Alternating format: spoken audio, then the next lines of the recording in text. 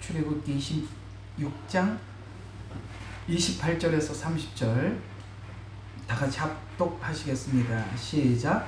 널판 중간에 있는 가운데 빗장은 이 끝에서 저 끝까지 미칠 것이니라.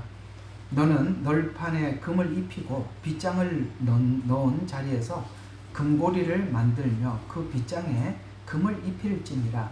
너는 산에서 내게 보여준 그 양식에 따라 성막을 세울지니라. 아멘.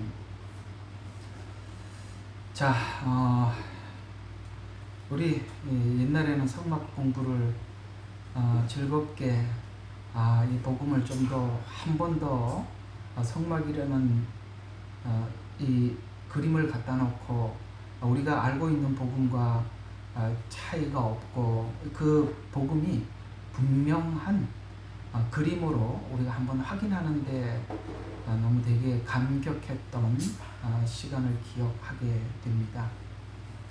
그때는 우리가 복음을 좀 더 분명하고 또 선명하게 이해하는데 은혜는 주었던 건 사실입니다만 요즘 이제 느껴지는 것은 그때는 이것이 그저 복음을 더 한번 확인하는 정도로 우리에게 감동스러운 이야기였지만 지금은 이 내용 하나하나, 그림 하나하나가 너무나도 귀중한 자료가 되고 있다는 것에 대해서 시대마다 하나님께서 같은 성경을 열어주셨지만은 이게 이렇게 깊은 자료가 될 수 있는가에 대해서 저는 여러분들에게 이 말씀을 옛날 같았더라면 벌써 성막이 끝났을 겁니다.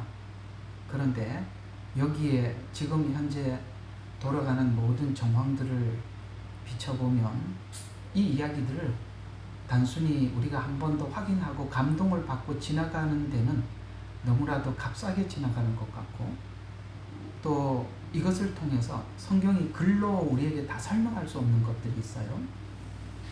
글로 다 설명할 수 없는 것들이 많아서 예언서에는 그림이나 이상한 장면을 통해서 우리에게 말씀하고 있는 거거든요.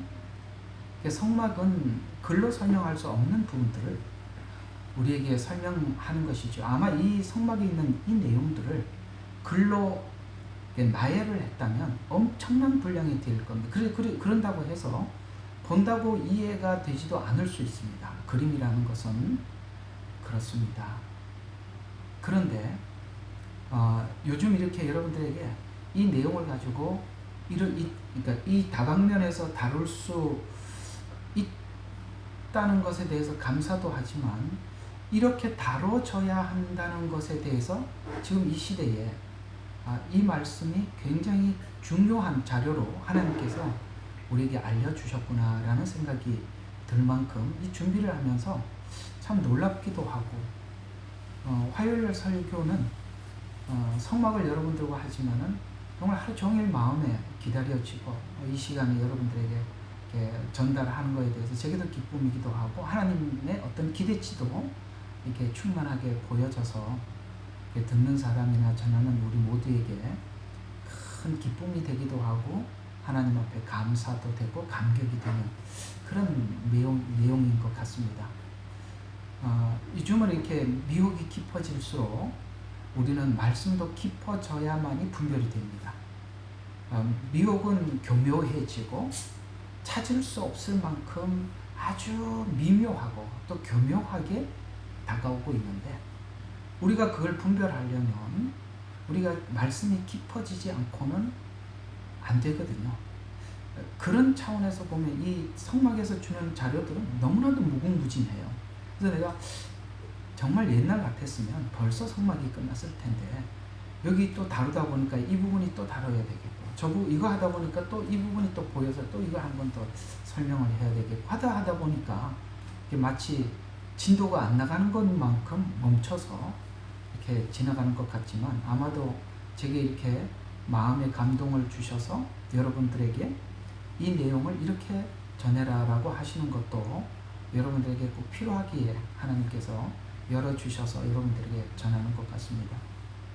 제가 매일매일 전하는 것은 기본적인 자료는 있지만 그 자료 위에 하나님께서 매번 설교할 때마다 주시는 어떤 감동에 따라서 여러분들에게 전하고 있으니 옛날에 했던 설교 그냥 계속 또 하는구나 라고 생각하지 마십시오. 굉장히 많은 부분들도 저도 하나님께서 열어주시기도 하고 저도 많이 은혜를 받고 있습니다.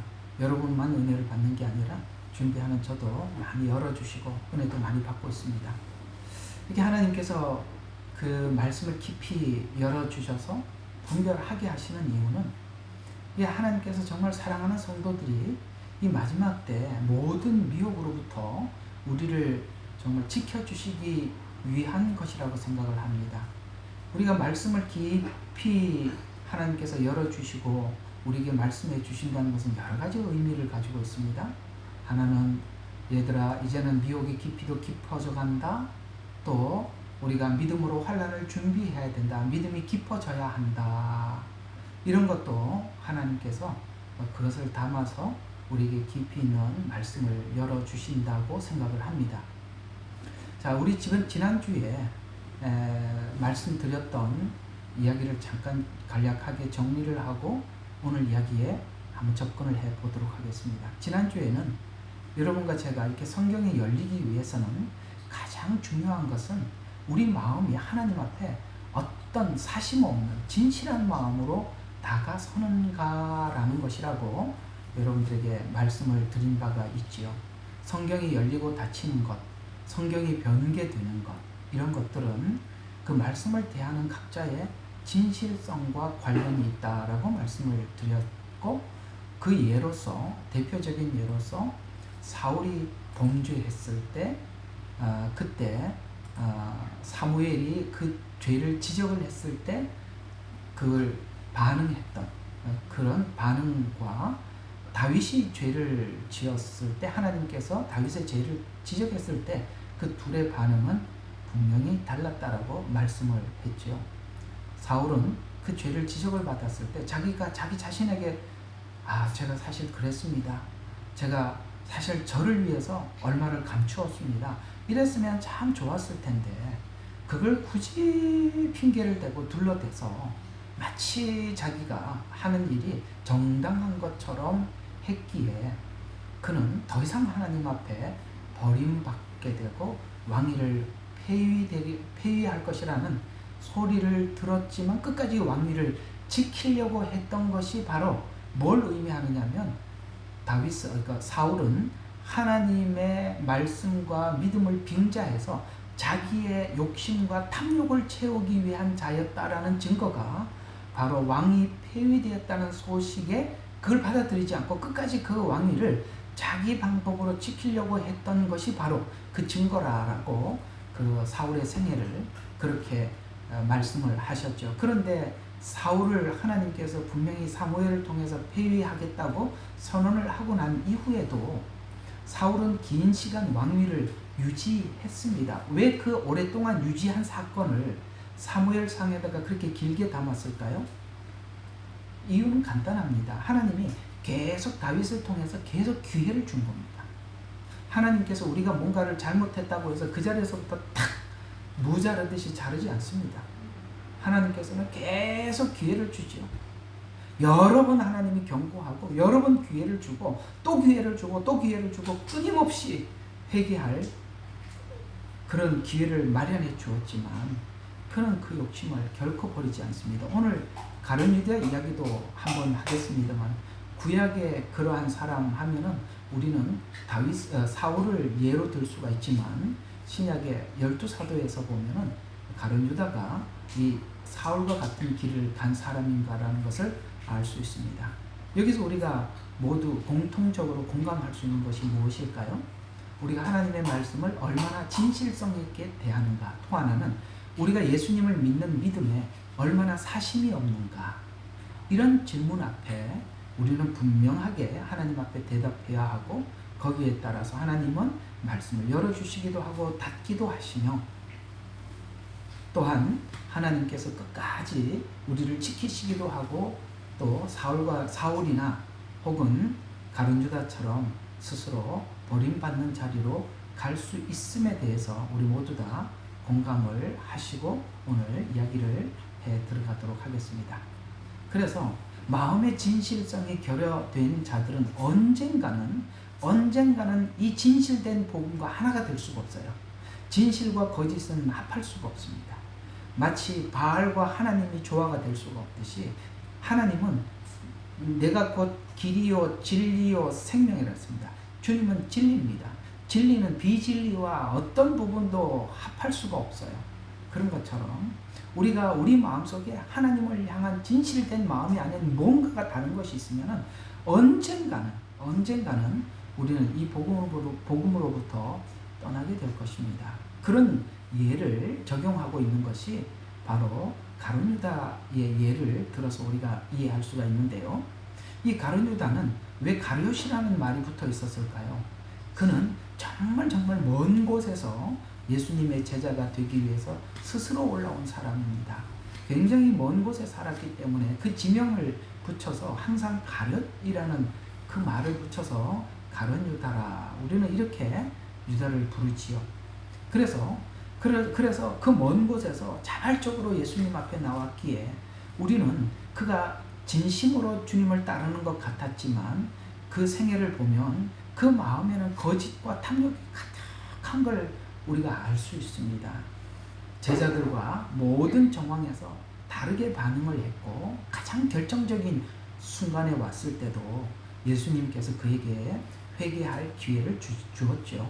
아마도 여기 있는 사람들 중 하나가 나를 팔리라 라고 얘기했을 때 그런 마음을 일절 갖지 않았던 11제자는 자기라고 전혀 생각을 하지 못했을 것입니다. 그러나 가룟 유다는 분명히 자기 보고 지적하고 있다는 걸 알았을 것입니다. 왜냐하면 본인이 그런 생각을 하고 있었거든요. 그래서 회개할 기회를 주었어요. 그럼에도 그는 조금도 거기에 그 말에 반응하지 않았습니다. 우리가 설교를 할 때를 보면 이 설교는 나한테 하는 설교다라고 여러분들 알고 있을 거예요. 그지요? 저 설교는 분명히 하나님께서 목사님 입을 통해서 내게 하는 말씀이구나. 이게 지금 가룟 유다에게 직접 말하지 않고 여기 있는 사람들 중 내가 하나 팔리라 라고 이야기한 것입니다. 그건 아는 사람들은 자기에게 하는 말이라는 것을 아는 사람들은 다 알게 되어 있습니다.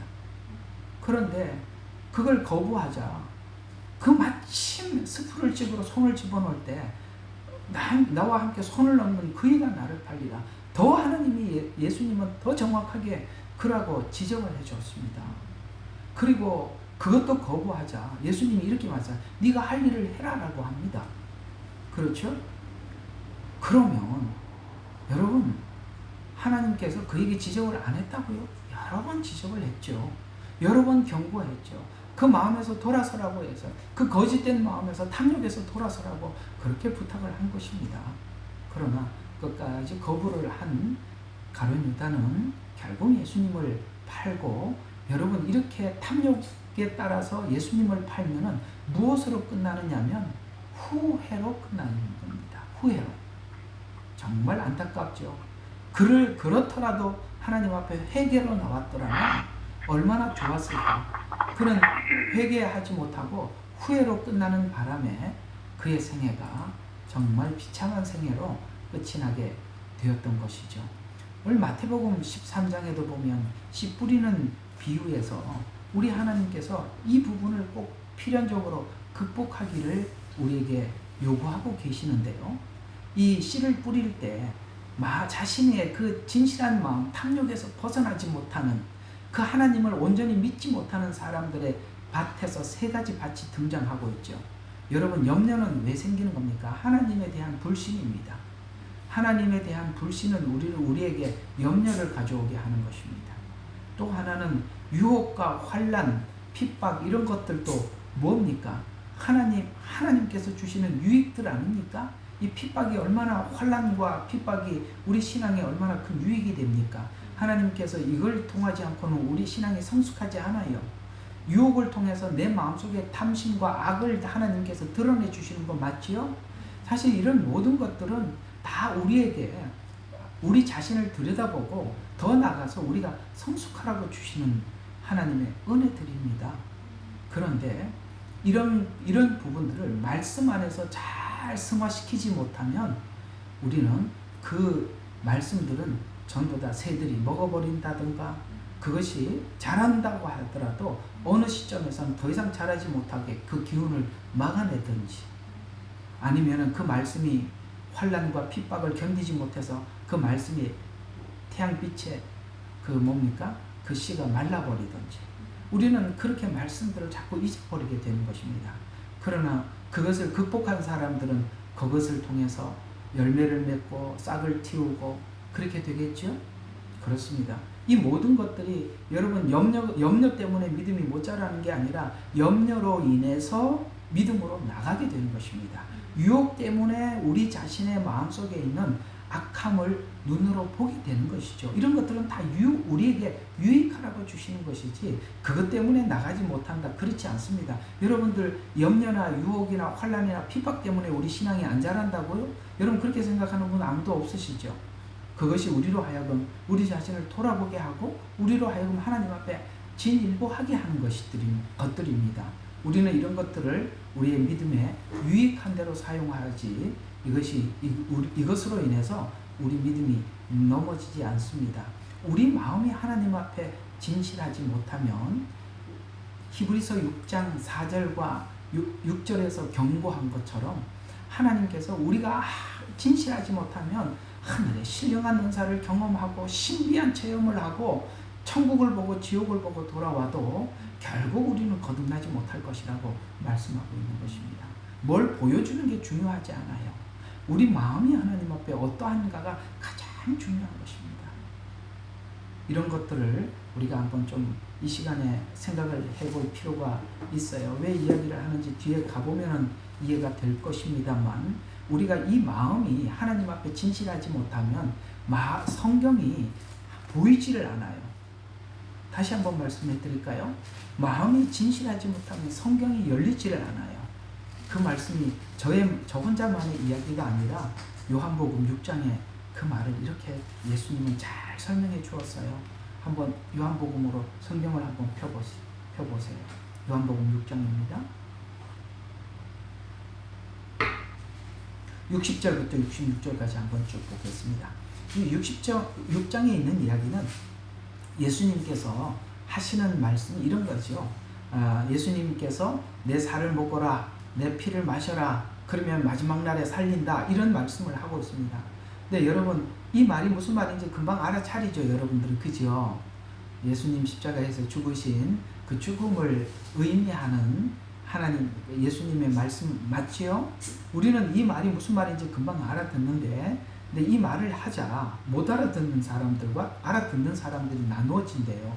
말씀을 하나님께서는 얼마나 예수 그리스도께서 우리에게 행하신 일이 무엇인가를, 내 욕심을 채우기 위해서 예수를 믿지 않고 그 주님 하나님께서 우리에게 무엇을 주시려고 하시는지를 알고 나가는 사람들은 하나님의 말씀이 아무리 어려워 보여도 하나님 말씀이 다 열리게 되어 있대요. 60절부터 한번 보실까요? 자, 이제 예수님께서 그 만나 이야기와 빗대어서 자신의 피와 살을 먹어야 한다라는 이 말을 하자. 자, 그중 주의 제자 중 많은 자들이 이 말씀을 듣고 말하기를, 이 말씀은 어렵도다, 누가 그것을 들을 수 있겠느냐고 하니라. 그래요. 이 복음이라는 게 참 신비로운 것이, 하나님을 알고 하나님 앞에 더 나가려고 하는 사람들은 복음이 숨겨져 있는 복음까지 열리는데, 이게 그 하나님이 설정해놓은 목적지와 다른 목적지를, 다른 방향을 보고 있으면 안 열려요. 그래서 누가 그것을 들을 수 있겠느냐고 하니라. 예수께서 제자들이 이 일에 관하여 수군거리는 줄 속으로 아시고 그들에게 말씀하시기를, 이것이 너희에게 거침이 되느냐? 그렇다면 인자가 전에 있던 곳으로 올라가는 것을 너희가 본다면 어찌하려느냐? 이제 승천하는 것이죠. 죽은 후에 승천까지 이야기하는 것입니다. 그러면서 자, 살리는 것은 영이니 육은 전혀 무익하니라. 내가 너희에게 한 말들은 영이요 생명이 있느니라. 지금 이 사람들은 그저 진짜 먹는 살, 먹는 떡, 먹는 포도주 이렇게 생각을 하고 있는데, 이것이 깊고 깊은 예수님 십자가의 죽음에 대한 비유라는 것은 전혀 생각을 하지 못해요. 이들은 그냥 먹는 떡, 그 다음에 마시는 포도주, 그걸 가지고 예수님 살과 피에다가 왜 접목을 시키는지 전혀 이해를 할 수가 없어요. 우리가 성막을 펴놓고도 아무도 모르고, 아는 사람들은 여기에 너무너무 많은 은혜를 찾아내는데, 그게 아닌 사람들은 하나도 모르듯이 똑같은 이야기예요. 몰라요. 그러나 자 64절, 그러나 너희 중에는 믿지 아니하는 자들도 있느니라고 하시니, 이는 예수께서 믿지 아니하는 자들이 누구며 자기를 배반할 자가 누구인지 처음부터 아셨습니다. 여러분, 가룟유다와 바리새인들이 무슨 복음을 전하고 무슨 말을 하더라도 알아듣겠습니까? 몰라요. 이들은 이 영의 복음, 생명의 복음에 대해서 알지 못하니까 그저 예수님을 자기를 위한 수단으로 보는 거예요. 예수님을 팔면 얼마를 벌까? 예수님 이름으로 뭘 받아낼까? 이런 것만 생각하고 있다는 거예요.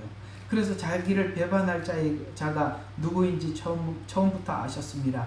또 주께서 말씀하시기를, 그러므로 내 아버지께서 허락하신 자가 아니면 아무도 내게로 올 수 없다고 내가 너에게 말하였노라고 하시더라. 그때부터 제자들 중 많은 자들이 물러가고, 왜요? 못 알아들으니까. 물러가고 더 이상 주와 함께 다니지 아니하더라.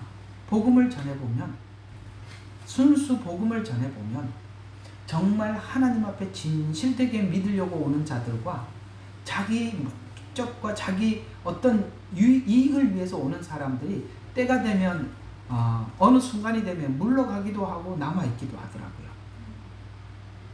여기 그렇게 말했죠.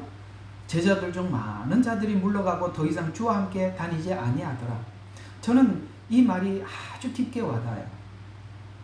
설교를 하고, 이게 제가 정말 오랫동안 10여 년을 넘게 이 교인들이 내 가정이, 제가 그랬잖아요. 내 가정이 10년을 함께 왔다고요. 우리 정말 내 가정 좀 많으면 5, 6가정을, 이게 전부예요. 자, 우리 누가 트러스트 제레미야에 좀 들어가셔서 어디서 예배하는지 좀 이렇게 묻는 분이 계시니까 그쪽에 좀 들어가서 소개 좀 해주세요. 막 이렇게 글이 자꾸 올라오네요. 자, 그래서 어느 날, 이게 이제 66절에 있는 이 말씀이 뭐냐면은, 계속 복음만 전하다 보니까 못 듣는 사람들은 계속 나가는 거예요. 그래서 어느 날 자꾸 그런 마음이 들어요. 야, 사람들이 좀 알아들을 수 있도록 왜 이렇게 어렵게 복음만 전하지 말고 좀 사람들에게 공감할 수 있는 설교를 할까라고 한두 번 유혹을 좀 받아봤어요. 그래서 그렇게 하려고 그러니까, 첫 번째, 워낙 그렇게 안 해봐서 하지도 못하겠고, 두 번째, 내 마음이 너무 불편해요. 내가 차라리 내가 이게 설교를 안 하면 안 했지, 이렇게 하려고 내가 이렇게 목사가 된 건 아니다, 이런 생각이 들어서 그냥, 그래, 내 사람 하나님 붙여주면 내 가정을 붙잡고 천국 가면 되지 뭐, 100% 다 데리고 가자. 이런 마음으로 그냥 쭉 전해서 오늘까지 와서, 그래서 여러분들에게 이런 말씀을 또 깊이 있게 나눌 수 있는 시간이 다가온 것 같아요. 제 느낌에는 그런 것 같아요. 오늘 66절 말씀 이렇게 이해가 가시죠? 한번 다시 읽어드릴까요? 그때부터 제자 중 많은 사람들이 물러가요. 왜냐하면 순수한 복음만 전하니까. 물러가고 더 이상 주와 함께 다니지 아니하더라. 떠나가더라. 다른 목적을 가지고 있는 사람들은, 그냥 다른 방향을 보고 있는 사람들은 알아듣지 못하는 거예요. 이 복음을 알아듣지 못해. 그래서 떠나가는 거예요. 자, 근데 이런 사람을 위해서 예수님은 복음을 전한 거예요. 그 다음 절에 보면 이 사람들은 물러갔는데 이런 사람들이 남아있어요. 67절부터 이어서 보세요. 그러므로 예수께서 열둘에게 말씀하시기를, 다 물러가고 12이 남았어요. 너희도 가려느냐 하시니. 그러니까 그때 시몬 베드로가 대답하여, 주여, 우리가 누구에게 가리이까? 아멘. 감사하지요. 예, 우리가 누구에게 가겠습니까? 그 다음에 주님께는 영생의 말씀이 있나이다. 여러분 있잖아요. 결국엔 계속 복음을 전하다 보면 하나님 앞에 진실하게 믿고 진실하게 은혜를 구하고 진실하게 주님을 찾아가려고 하는 사람만 남더라고요. 12는 남았어요. 근데 여기 많은 사람들이 왔다 12만 남았대요. 그러니까 참 이 말이 이해가 가요. 야, 공감이 가요. 그래서 세상은 많은 사람이 변화시키는 게 아니라 복음을 많은 사람들에게 맡긴 게 아니라 복음을 알아듣고 진실하게 하나님 앞에 나오는 자, 그들을 향해서 주님 말씀을 전하셨어요. 그래서 69절에 보면 우리는 주께서 그 그리스도, 아멘. 왜 알아들을 수 있었냐면 그리스도를 알아요. 예수님이 뭔가 다른 걸 나에게 욕심을 채워줄 뿐이 아니라 나의 구주라는 거예요. 그리스도. 그 그리스도라는 것은 구약에서 끊임없이 약속하셨던 그 메시아, 그 그리스도, 그 다음에 어디 갔어요? 그 그리스도 곧 살아계신 하나님의 아들을 믿으며 또한 확신하나이다 라고 하니라. 이런 사람들만 복음 앞에 남아있더라는 거예요. 그래서 70절에 보면 예수께서 그들에게 대답하기를 내가 너희 12를 택하지 아니하였느냐? 그러나 너희 중에 하나는 마귀니라. 그래서 주께서 여러분 여기부터 이미 예수님은 가룟 유다에게 이야기를 해준 거예요.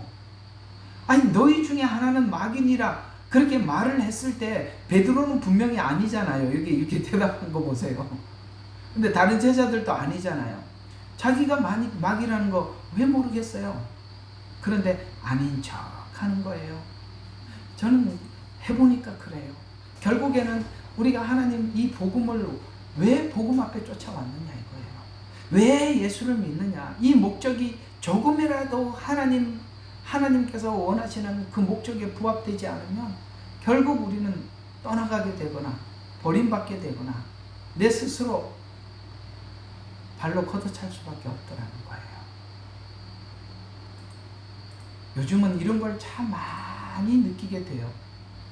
왜냐하면 이 복음이라는 것이 오늘 좀 이따가 그림을 보겠습니다만 이 복음이라는 것이 뭐냐 이거죠. 도대체.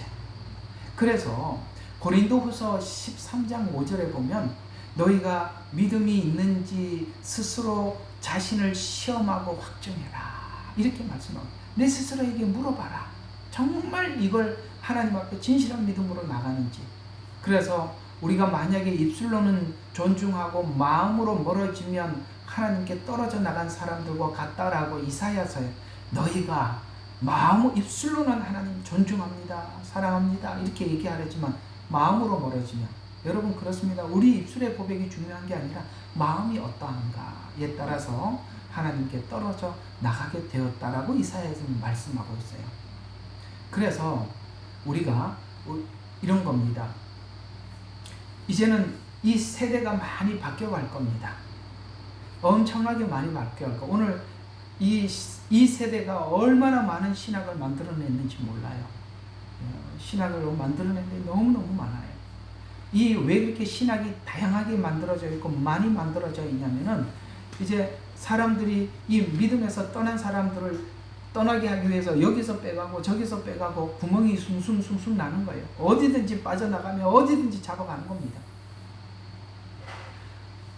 정말 다양해졌어요. 참 신기해요.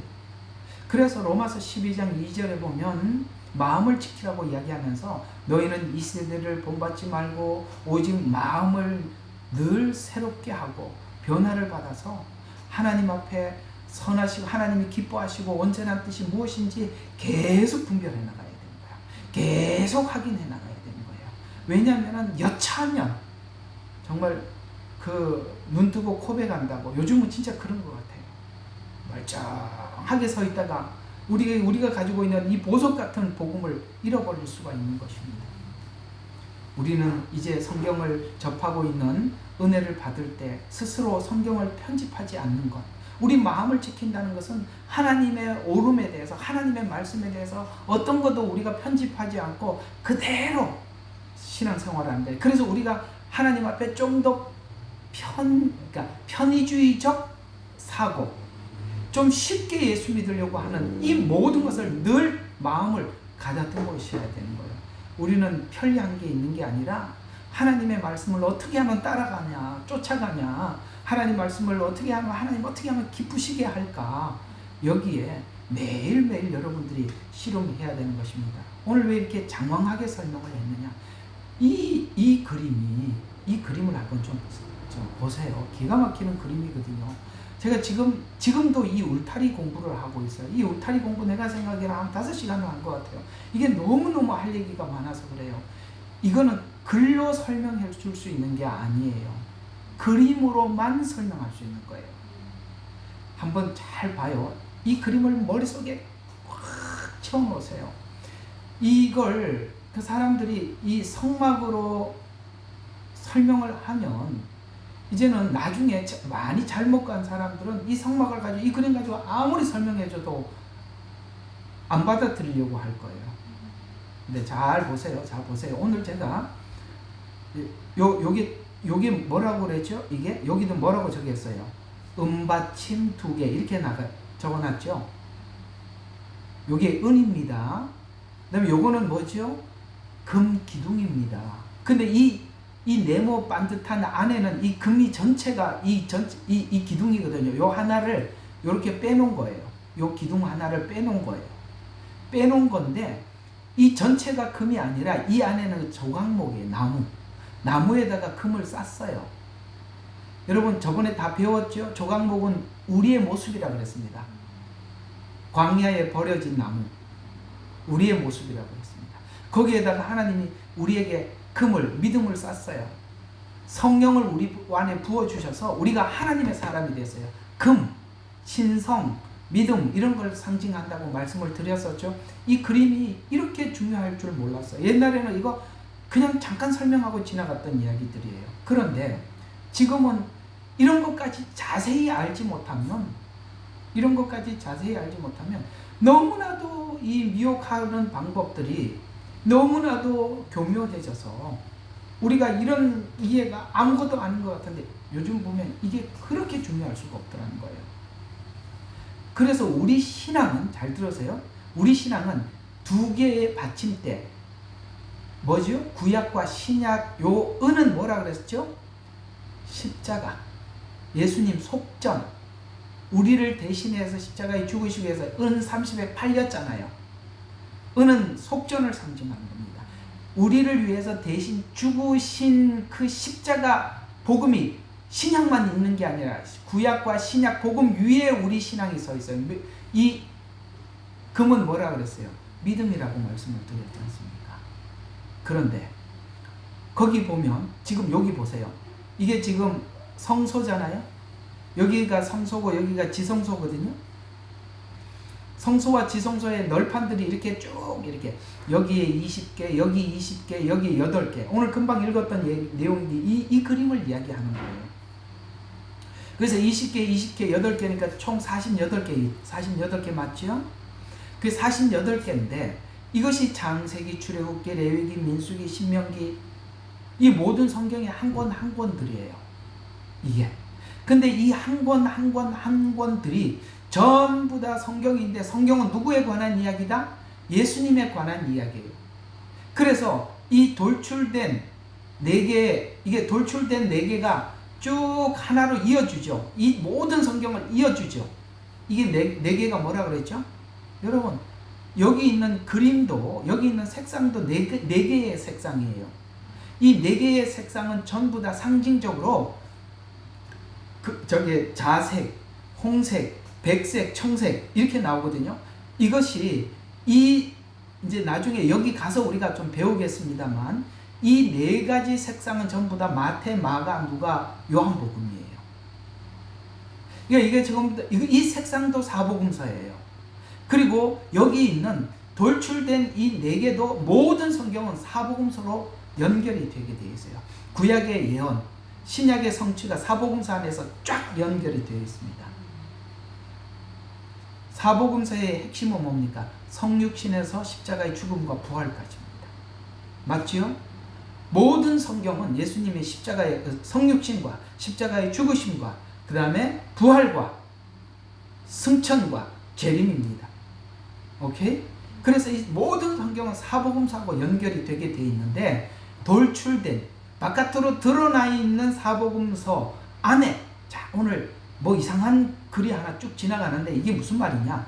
자, 이런 요걸 보시면, 이 그림을 딱 보시면 이게 레고처럼 이렇게 캡처럼 이렇게 끼워지게 이렇게 돼 있죠. 이렇게 탁 끼우게 돼 있죠. 모든 성경은 서로 연결이 되어 있다는 겁니다. 그런데 연결이 되어서 한 권 한 권이 전부 다 시대적 배경이 다르고 그 다음에 저자가 다르지만 내용 자체는 전부 다 예수 그리스도, 여기 보이지 않는, 여기 지금 이 돌출된 4개가 있지만 요 속에 요 자리죠. 요 자리에 보이지 않는 하나가 쫙 이게 보이지 않게 지나가는 게 요 가름대라고 이야기하는 거예요. 요게 뭐냐? 예수 그리스도예요. 성경은 전부 다 보이지 않게 예수님에 관한 이야기로 창세기부터 요한계시록까지 완전히 일과 쫙 속에 보이지 않게 지나가는 거예요. 예수님을 모르면 성경을 연결시킬 수가 없는 거예요. 우리가 설교가 뭐냐? 이걸 설명하는 거예요. 모든 성경이 예수님에 관한 이야기다. 그래서 성경이 보이지 않는 예수님을 다 드러내서 사람들에게 계속 공포하고 알려주는 거예요. 그래서 교회는 뭐냐? 하나님의 입을 대신해 주는 것입니다. 그걸 멈추는 순간 교회는 아무런 역할을 할 수가 없어요. 오늘 여기 예수님은 자신이 십자가에 죽으실 것과 그 다음에 내 살을 먹어라. 이스라엘 백성들이 만나를 먹은 것처럼 내 살을 먹어라. 내 피를 마셔라. 이렇게 말을 했을 때 누구는 알아듣고 누구는 알아듣지 못하는 자가 뭐냐? 바로 이런 관점에서, 아까 이 성경을 이런 관점에서 성경을 보느냐, 이것이 전혀 안 보이느냐에 따라서 야, 어렵도다. 이게 도대체 무슨 말인지 알아들을 수가 없다 라고 하고 갔던지, 베드로처럼 영생의 말씀이 주께 있사오매 내가 어디로 가리이까? 라고 말할 수도 있는 것입니다. 여러분, 예수님을 왜 믿는지, 무슨 목적으로 믿는지 우리 스스로에게 늘 시험해보고 확증을 하라고 성경은 말씀하고 있습니다. 따라서 성경은 오늘 이 기둥의 기초가 은받침대인 것처럼, 여기 은받침대 요거 보셨죠? 요 은받침대인 것처럼 신구약 중심은 십자가, 곧 이 은은 뭐라고요? 속전, 우리를 위해서 대신 팔려가신 거예요. 속전의 복음입니다. 신앙의 기초가 이스라엘이어도 안 되고, 그래서 내가 놀라는 거예요. 그래서 놀라는 거라고요. 이 기초가 분명히 은이라고 말하고 있어요. 예수님 십자가의 속전이라고 말을 하고 있는데 기초가 어느새 이스라엘로 둔갑이 되어 있다든가 교회로 둔갑이 되어 있더라는 거예요. 이거 우리 옛날에는 이렇게 열불나게 우리가 목소리를 외칠 필요가 없었던 이야기들, 당연했던 거예요. 어느 날 보니까 이게 교회가 되어 있더라는 거예요. 아닙니다. 이게 이스라엘이 되어 있더라는 거예요. 그래서 뭐 절기로 돌아가는 그 원가지 엄한 소리를 하고 있는 거예요. 왜? 여기 이 그림 하나가 다 이야기를 해주고 있는데, 그래서 신앙의 기초가 이스라엘이 되어서도 안 되고 교회가 되어서도 안 됩니다. 성경의 기초는 오직 예수 그리스도의 십자가 복음만이 그 기초가 되어야 하는 것입니다. 은 받침대와 조각목으로 싼 기둥이 의미하는 것, 요거 은 받침대와 이 조각목으로 싼 금 기둥이 의미하는 것이 뭐냐? 자, 우리 일단은 저번에 다 했지만 이게 늘 참석 안 했던 분들을 배려하는 마음으로 금이 의미하는 상징성과 은이 의미하는 상징성을 성경에서 말한 그대로 우리가 발췌를 해서 보면 금은 믿음을 상징한다라고 말씀을 드렸습니다. 정금과 같은 믿음. 여기 베드로 전서에 가보면 너희 믿음이 금과 같다라고 이렇게 표현하고 있습니다. 그래서 우리가 믿음은 거기에 불순물이 없는 순수함을 의미하고 변치 않음을 의미한다는 상징성에서 금은 늘 신성 혹은 어느 차원 하나님 측면에서는 신성을 신성으로 쓰이기도 하고 우리 측면에서는 믿음을 상징하기도 합니다. 이거는 마치 구구단을 외우듯이 외워둬야 되는 거예요. 뭐라고요? 금이 믿음과 신성. 어느 때는 믿음으로 설명해가고 있고 어느 때는 신성으로 설명하고 있습니다. 또 금은 하나님의 임재를 의미하기도 합니다. 왜냐하면 출애굽기 25장 10절과 22절에 보면 이제 언약궤를 다 만드시고 거기에 하나님의 구름 기둥과 불 기둥이 거기에 임재하죠. 그게 뭡니까? 법궤는 금으로 되어 있어요. 그곳에 하나님이 임재하시고 요한계시록에도 보면은 그 하나님 나라를 금으로 상징하고 있으니까 임재를 상징하기도 합니다. 이런 상징성은 그냥 여러분들이 외워두셔야 돼요. 성경에서 그렇게 상징하였다라고 외워두면 어느 때는 이 금이 나올 때는 임재로 그 내용을 해석하면 되고 어떤 부분에는 신성으로 어떤 부분에 믿음으로 이렇게 그 상황에 따라서 그렇게 공식이 이렇게 덧붙여지는 거니까 그렇게 알아두시면 됩니다. 일단은 다 모르더라도 그냥 알아두시면 그 시간이 되면 또 그 이야기가 풀어지니까. 근데 오늘은 좀 중요한 건 이 은이었잖아요. 그죠? 요 받침, 은. 자, 은은 성경에서 뭘 상징하느냐면 구속, 속전을 상징합니다. 왜냐하면 은은 성경에서 죄값을 치르기 위한 대가를 지불할 때 필연적으로 은으로 대가를 지불하라 그랬거든요. 그래서 출애굽기 30장 11절과 16절에 보면 이스라엘 백성의 속전으로 상징되는 은은 속전과 구원의 대가를 지불할 때 필연적으로 이 은으로 대가를 지불하게 되어 있어요. 그래서 이 세겔, 반세겔, 한 세겔 이런 말들이 나오는데 이 한 세겔은 대략 11.4kg, 4g이라고 합니다. 그램. 그냥 알아두시면 되겠습니다. 그래서 예수님도 마태복음 26장 15절에 보면 은 30에 팔리는 겁니다. 그래서 우리를 위해서 대신 속전 대신 예수님은 십자가에 죽으셨구나라는 것을 왜 은으로 팔렸는가를 아까 말씀드렸던 이 출애굽기에 나온 이 말씀을 가지고 우리의 죄를 대신한 속전으로 팔리셨구나라는 것을 알 수 있습니다. 그래서 성막 기둥이 은 받침대 위에 오늘 여기 있는 것처럼 이렇게 세워졌다는 의미는 이게 지금 이 시대에 이게 그렇게 중요하더라는 거예요. 제가 보니까 너무 중요해요. 이건 왜 그러냐면은 두 개의 은, 아까 말한 구약도 결국은 예수님께서 이 땅에 오셔서 우리를 구원하실 것이라는 예언적 속전이죠.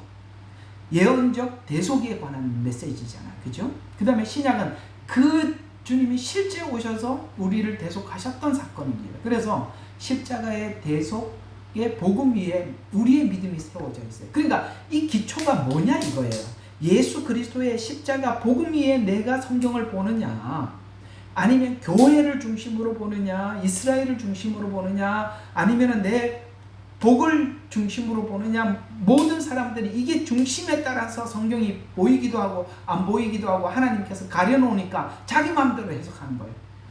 왜 사람들이 자기 마음대로 성경을 해석하냐면 하나님이 가려놓으니까, 하나님이 알려주지 않으니까 자기 머리대로 푸는 거예요. 그러니까 회개망측한 해석이 나오는 거예요. 정말 회개망측한. 기적을 부인하니까. 여러분 홍해를 건넌 것도 착시현상이라고. 착시현상이래. 멀리서 사람들이 이렇게 착시현상에서 나타난 일이래. 보리떡 5개와 물고기 2마리 가지고 뭐라고 이야기하더라? 하여튼 이 하나님이 안 알려주니까 나는 제일 사람들이 하나님이 안 알려줬는데 자기 마음대로 푼 것 중에 가장 신비로운 게 14만 4천이에요. 야, 누구 머리에서 그렇게 14만 4천을 만들어냈는지 정말 기상천외한, 내가 보니까 사람 머리로는 안 나오고 분명히 마귀가 가르쳐 준 것 같아요. 어떻게 사람 머리에서 그렇게 12집 곱하기 12사도, 야, 이거 어떻게 거기다 공 3개를 어디서 왜 붙였나 완전 야 나는 너무 신기해요. 누구 머리에서 나왔는지 그 좀 추적해 볼 필요가 있어요. 하나님께서는 지파 이름을 분명히 붙여놨는데 그 지파는 어디 가버리고 어디서 14만 4천을 그렇게 해석을 했는데 난 그래서 야 하나님이 안 열어주니까 사람들이 억지로 푸니까 정말 회개한 해석이 나오는구나. 그래서 그런 기초 아래서 설교들을 해놓으니 여러분들이 들으면 들을수록 헷갈리는 거예요. 아이고, 예. 그래서 이 복음 위에, 이 복음, 십자가 복음 위에 하나가 되어 있어요. 그래서, 자, 다시 그림을 한번 봐요. 이 그림은 2가지 의미를 가지고 있어요. 자, 보세요. 잘 보세요. 요거는 뭐라고요? 성경 한 권, 한 권, 한 권이라 그랬죠. 이 모든 성경이 예수님으로 통일된다고 했습니다. 또 하나, 여기 기둥 하나는 성도를 상징해요. 우리가 뭐 때문에 하나가 될 수 있어요? 예수님 때문에 하나가 된 거예요. 예수님 때문에 우리가 하나로 묶여 있어요. 그리고 또 봐요. 요쪽 벽하고 이쪽 벽은 유대인의 벽이고 요쪽 벽은 이방인의 벽이에요. 왜 하나가 됐죠? 예수님께서 모퉁이 돌이 되었기 때문에 하나가 된 거예요. 전부 다. 성경도 예수님 때문에 통일성을 갖고 성도들도 예수님 때문에 하나된 마음을 가지고 있는 것이고 이방인과 유대인도 자유인이나 종이나 여자나 남자도 전부 다 뭐가? 예수님 때문에 모퉁이 돌이 되셔서 하나가 된 겁니다. 이렇게 그래서 요 코너 그래서 모퉁이 돌이라 이렇게 얘기를 하는 거예요. 우리가 여기서 예수님이 빠져버리면 전부 다 각자가 노는 거예요. 그러나 예수님이 들어오면 우리 모두가 통일되는 것입니다. 자, 그래서 오늘 이 위에 있는 그림이 이게 아무것도 아닌 것 같아 보이지만은 지금 이 시대에 사람들이 이게 복음이 너무나도 헷갈리고 너무나도 이상하게 해석이 되어 있고 이러는 사람들에게 이 그림 하나가 우리에게 주는 교훈은 너무나도 크다는 거예요. 이 그림이 아무것도 아닌 것 같은데도 지금 보니 저는 그렇게 생각이 들어요. 우리 옛날에 이거 할 때 와 정말 성경은 참 오묘하구나.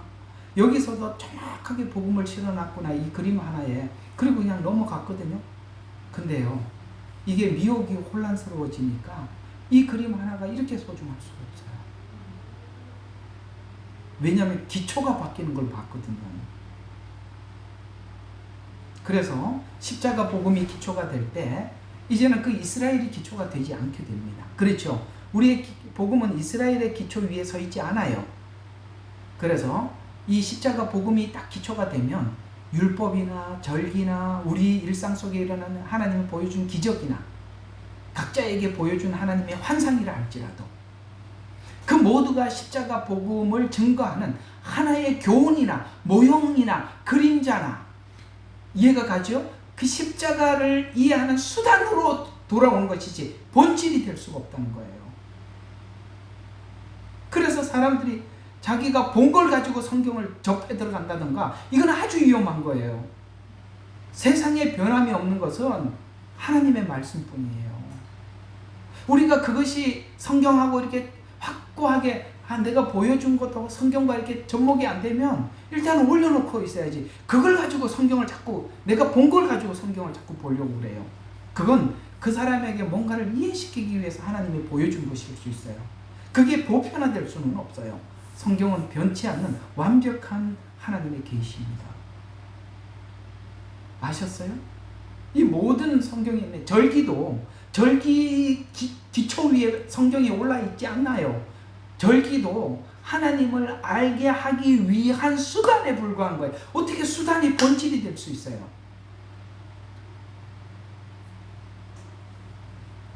율법이 또 그게 기초가 될 수 있어요. 이런 게 보이더라는 거예요.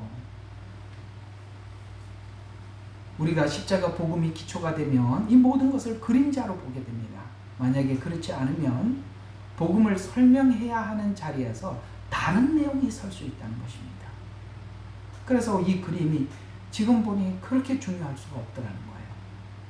개개인도 십자가 복음을 따라서 이제는 우리가 십자가 복음이라는 거, 이 복음이 십자가 복음이라는 걸 알았으니 우리도 그 십자가 복음을 따라서 자기를 부인하고 자기 십자가를 지고 주님을 따르려 할 때 성경은 깊고 깊게 열리게 되고 여러분 자신을 지켜줄 것이며 십자가를 지고 따를 힘을 주실 것이고 하나님께서 계속 복음을 깊이 열어주는 만큼 여러분의 신앙의 힘도 커지는 것입니다. 성경에 보면 그러죠. 여호와는 나의 구원의 방패시오. 아멘. 예, 주님께서 그 복음을 아는 그 자체가 우리에게 방패가 되고 여호와는 나의 힘이요. 하나님을 아는 것이 힘이에요. 하나님을 기뻐하는 것이 힘이에요. 하나님 복음을 열어주실 때 우리에게 기쁨이 생기는 거예요. 그때 우리에게 힘이 되는 것입니다. 그래서 개개인의 또 십자가 복음을 따라서 자기를 부인하게 하는 힘을 주시고 자기 십자가를 지고 예수님을 따르려고 할 때 성경은 활짝 하나님이 열어주실 것입니다. 오늘은 십자가의 기초가 은받침대인 것처럼 십자가 복음이라는 부분에 대해서 여러분들과 함께 살펴보았습니다. 다음 주에는 이제 이 모퉁이 근데 표정들이 왜 이렇게 일찍 끝나냐 하는 표정 아니에요? 맞아요? 아닙니다. 여기 사모님은 아니라 그리고 여러분들은 벌써 이렇게 됐나 그런 표정들. 다음 주에는 여러분들과 함께 왜 이렇게 복음이 변질되었는가 또 그리고 제가 오늘 이건 준비는 해놨는데 들어갈 수가 없을 거예요. 신이 뭐냐, 학이 뭐냐에 대해서도 한번 좀 설명해 볼 필요가 있어요. 신, 학, 이게 무슨 뜻인지. 그래서 이 신학을 중심으로 해서 아까 말씀드린 그게 기초가 빠져버리니까 아까 그 십자가 복음이 기초가 돼야 되는데 빠져버리니까 하나님이 안 보여주시니까 사람들이 나름대로 막 정리해 놓은 이 신학들이 너무 많아. 얼마나 신학이 많은지 해방신학, 신정통주의 신학, 요즘은 페미니즘 신학도 나왔죠. 번영신학도 있죠. 관점신학도 있죠. 그 다음에 실존주의 신학도 있죠. 신비주의 신학도 있죠. 이 모든 게 자유주의 신학이라는데 자기 마음대로 해석하기 이렇게 한 거예요. 왜 안 풀리니까 마음껏 해석하기. 그래서 이 자유주의 신학이 엄청나게 많은 신학을 만들어놨어요. 똑똑한 사람들은 여기 다 함몰되는 겁니다. 우리처럼 미련해가지고 십자가 복음밖에 모르는 사람들은 말을 해도 못 알아듣는데 우리는 똑똑하지 않아서. 그래서 바울이 그랬죠. 자기가 알고 있는 지식 다 버린다고. 왜요? 뭐만 결심했어요? 나는 십자가 복음 이외에는 알지 않기로 결심했단 말이에요. 우리가 이 결심이 필요한 거예요. 이 결심을 하면 이런 이야기들이 귀에 안 들어오는데 마음에 이런 준비가 안 돼 있으니까 여기 가서 들어보고 저기서 여러분 우리 이성이 동의하지 않는 부분들이 얼마나 많습니까? 성경은 처음부터 우리 이성과 동의하려고 시작한 게 아니에요. 우리가 이성하고 동의를 딱 하려면 창세기 1장 1절부터 딱 1장 1절 읽자마자 이 책 수렁터리네 하고 딱 버려야 되는 거예요. 맞죠? 태초에 하나님이 천지를 창조했다는데 이거 죽을 때까지 연구해도 안 됩니다. 그거는 믿음으로 받는 거예요. 그리고 이 세상에 있는 모든 종교서적들 중에 창조를 이렇게 깔끔하게 처리한 게 어디 있어요? 그리고 이 창세기 창조하고 너무 딱 맞아 떨어지지 않습니까? 하나님 주신 계시는 완벽한 것입니다. 그래서 다음 주에는 이게 빠져버리니까 아까 십자가 복음이 빠져버리니까 그 안에 신학이라는 것이 탁 들어가서 성경을 풀기 시작하는데 이게 얼마나 우리를 혼을 빼놓는지 그거 다음 주에 살펴보도록 하겠습니다. 오늘은 여기까지 기도하겠습니다. 하나님 참 혼란스러운 시대를 살아가고 있는 것 같습니다. 지난날에는 이런 말씀들이 우리에게 하나님의 말씀은 정확하군요. 변함이 없으시군요. 분명하군요. 1.1핵도 빠질 것이 없군요. 짝이 없는 것이 없군요. 어떤 설명을 하도 다 예수님에 관한 말씀이군요. 하나님 앞에 그렇게 확인하는 정도로 지나갔는데 지금은 미혹이 너무나도 다양해. 성경은 우리에게 분명히 말하기를 마지막 때 많은 거짓 선지자들이 나온다고 했습니다. 왜 그렇게 많겠습니까? 미혹의 방법이 너무나도 다양해졌다는 이야기 아닙니까? 그러니 하나님 우리도 말씀으로 무장해야겠습니다. 하나님 더 깊이 열어주시고 선명하고 확실하게 열어주셔서 아버지 하나님 이 거짓된 복음을 찾아낼 줄 알고 미혹당하지 않게 해주시고 아버지 하나님 끝까지 주님 주신 이 복음 붙잡고 주님 앞에 나갈 수 있도록 도와주시옵소서. 오늘도 이 참여한 모든 심령들에게도 하나님 계시의 영을 부어주셔서 하나님 이 전하는 말씀들을 다 소화할 수 있는 은혜를 주실 줄 믿습니다. 우리를 구원하신 예수 그리스도의 이름으로 기도드렸습니다.